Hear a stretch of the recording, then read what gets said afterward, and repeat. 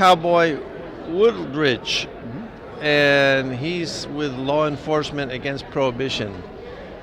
I've seen you do a lot of interviews and promoting the question of whether we should legalize marijuana. Tell us why. Law enforcement, my profession, can do a better job of chasing public safety threats, like pedophiles, like drunk drivers, like terrorists planning another Christmas massacre, if we don't waste time on a green plant, fly around in a helicopter. And secondly, I don't want any young person in America having a job selling it, because just selling marijuana, teenagers are shot and killed every week in America. This is wrong, it's immoral, and preventable. So we've had a few presidents who have smoked pot, yet they have no qualms of putting young people and old people in jail for doing the same thing that they did. Isn't that like total hypocrisy? It's shameful behavior. Jeb Bush was even selling it in his high school. He's admitted to this. And yet, as governor of Florida, he made sure that if you sold marijuana, you went to jail for 4 or 5 years. It's hypocrisy, it's shameful, and but that's on them. So, as you said, shouldn't we concentrate on actions that violate other people's rights?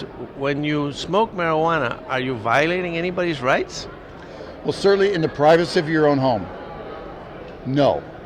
Now, we should be giving marijuana respect. It is a drug, but we should also give the same rules and regulations as beer, in my opinion, my experience. And that's where the nation is going. That's what Colorado's done now for the past 3 years. And the cheerful news out of Colorado is it is not on fire. All the metrics are good. Young people are not increasing their usage of it. It's been an overwhelming success, and that's why the world is taking notice of Colorado.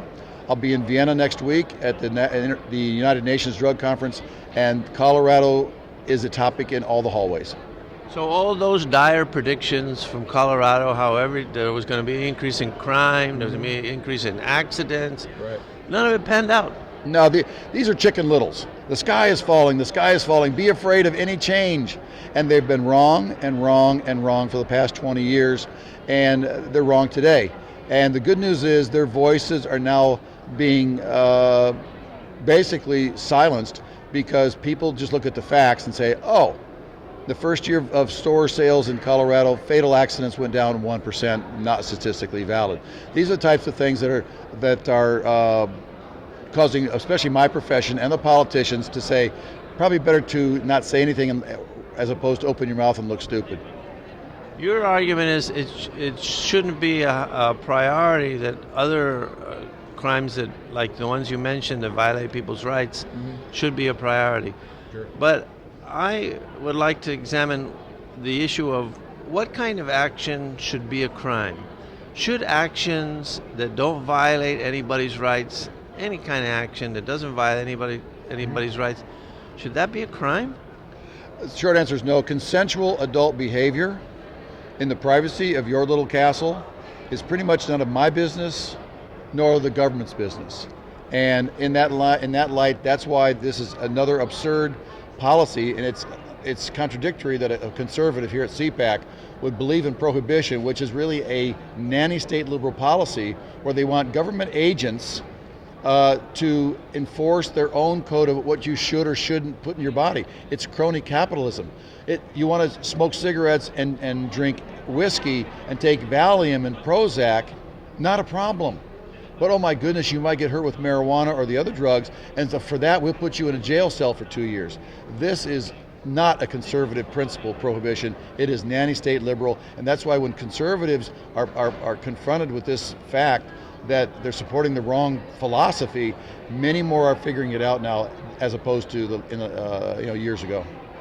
I absolutely agree. You know, Cowboy, you're a brave man, and I admire you for pushing an important policy and trying to make people think about this and not be herd mentality individual, where just because a party or a leader says something, just say no.